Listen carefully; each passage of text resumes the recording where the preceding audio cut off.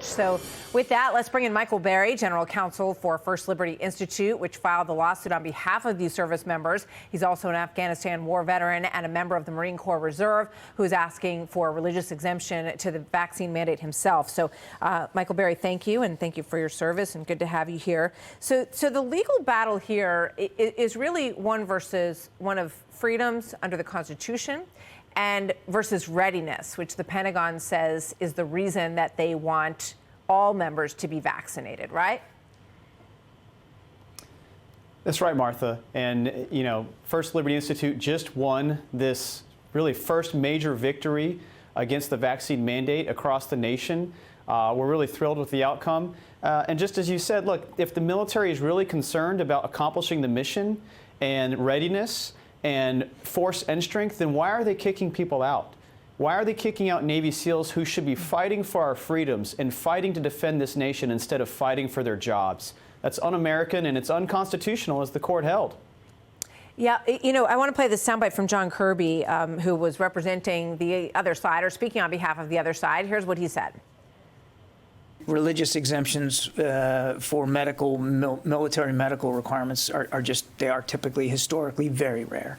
I can't speak to each and every case. Again, I'd point you to the services, but this has absolutely nothing to do with trampling on the religious liberties of our men and women in uniform. But you argued otherwise, Michael. That's right. First Liberty Institute argued in court, and the court held that that's exactly what this is. It's trampling all over the constitutional rights of our service members.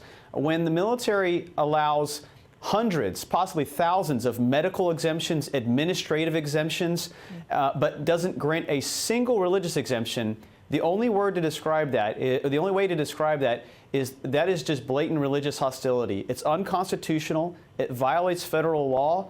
And again, we're thrilled that the court agreed with us and ruled against the Navy and against the Department of Defense, and we'll see where it goes from here. But Martha, people need to read this decision. It is a powerful decision. It's available at firstliberty.org.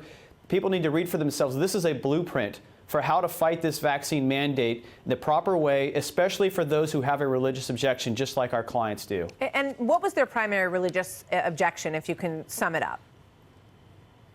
Well, I mean, 35 different Navy SEALs, you're going to have 35, individualized. That's the whole point of this, right? Every person has an individual religious belief and has the right to have that religious belief. But many of them, they object to the fact that the vaccine was tested or developed or produced using aborted fetal cells. Others just simply prayed to God. They earnestly prayed to God and said, God, what do you want me to do? And God said, no. All right, I do not. It would violate their conscience and their religious convictions to get this vaccine. And under the law, that is absolutely protected in this country. You know, I've heard the point brought up about General George Washington at Valley Forge and how he wanted all of his troops inoculated against smallpox. He did make an exception for people who had already had it, which I thought was interesting. What about that precedent? Oh, well, you just said it yourself that President Washington, General Washington at the time, even understood that there was such thing as natural immunity. Our Pentagon doesn't seem to get that. They have made no allowances for natural immunity. They've made no allowances for people with sincerely held religious beliefs. And that's what our Constitution and federal law requires.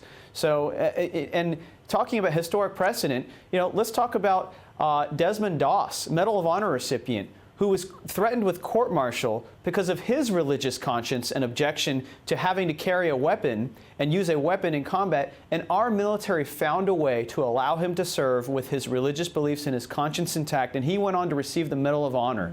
Our Navy SEALs deserve no less than that. They can continue to serve this country as they have and to defend our freedoms. I mean, they're Navy SEALs, for crying out loud. Yeah. They're some of the most elite warriors we have. We need them. We need them fighting for our freedoms, not fighting for their careers. Well, we're grateful for their service, that is to be sure, and for yours as well, sir. Michael Berry, thank you. Thanks for being here today.